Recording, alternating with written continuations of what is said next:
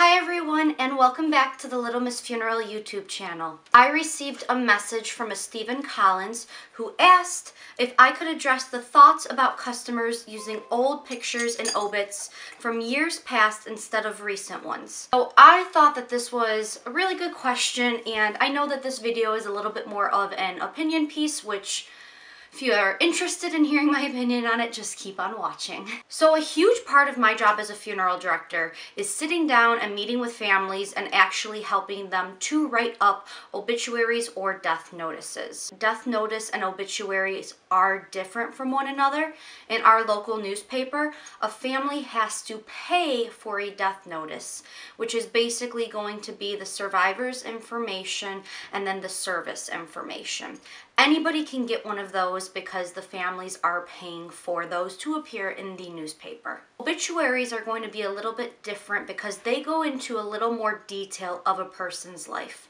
So in the newspaper, basically these reporters will kind of choose people who've passed away who are a little bit more newsworthy, and I know that that might not be proper terminology, but it is what it is.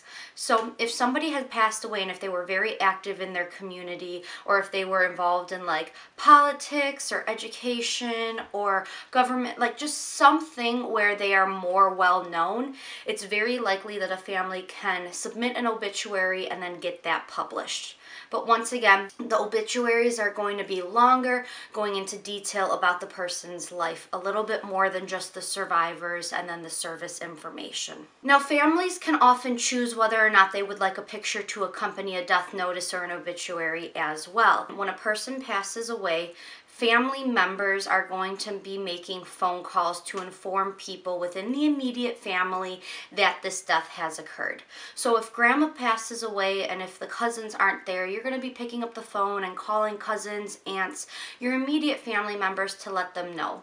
Those family members are then going to reach out to more people. So it's kind of like that telephone effect where you tell one person and then they pass it on to somebody else. The point of an obituary and a death notice is to inform people outside of that immediate circle. Maybe people that the deceased has gone to school with in the past or that they used to work with in the past. And I love when families choose to include photographs, because there are some instances where maybe these people who aren't particularly close to the deceased will recognize a first name, but they never knew their last name. So by putting a picture in the paper, you really are being able to better identify the person who passed away, so people who are reading those notices can make that connection that this Jane Smith is the Jane Smith that I went to high school with years ago. Now that being said, if a person was a little bit older and maybe sick for some time, sometimes maybe families don't want to include a very recent picture because it doesn't necessarily look like their loved one. Maybe they lost a lot of weight, or they just kind of really deteriorated because of their illness, and they don't want to put that in the paper because to them that's not an accurate representation of their loved one. So currently my grandmother is 88 years old, and if she were to pass away today and if I were to put in a recent picture of her in the newspaper, there is a very good chance that people reading it would be able to identify her even from 20 years ago. However, if I were to put in a picture of my grandma from when she was between 60 to 65 years old, that may be able to let more people know that this is who she was because she was more active during that time in her life. Now, if I were to put in a photograph of my grandmother from when she was 18 years old, that on the other hand, I don't think is necessarily as helpful because that is from so long ago that unless you really knew her when she was a teen or in her early 20s, you might not be able to identify that that is her. I would not personally put in a picture of my loved one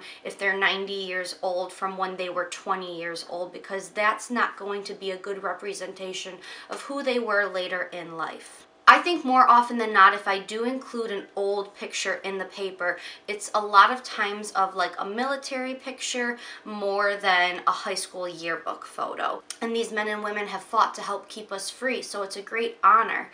So to be able to include a picture from the military service, I think that if you're going to include an old picture, that is a really good option to do. But otherwise, I would recommend putting in a more recent picture. And I would like to thank Stephen for sending me this question. If you liked this video, you can always give it a thumbs up, and don't forget to hit the like and subscribe button so you don't miss out on any videos that I put out in the future. Thank you all so much for watching, and I will see you all next time.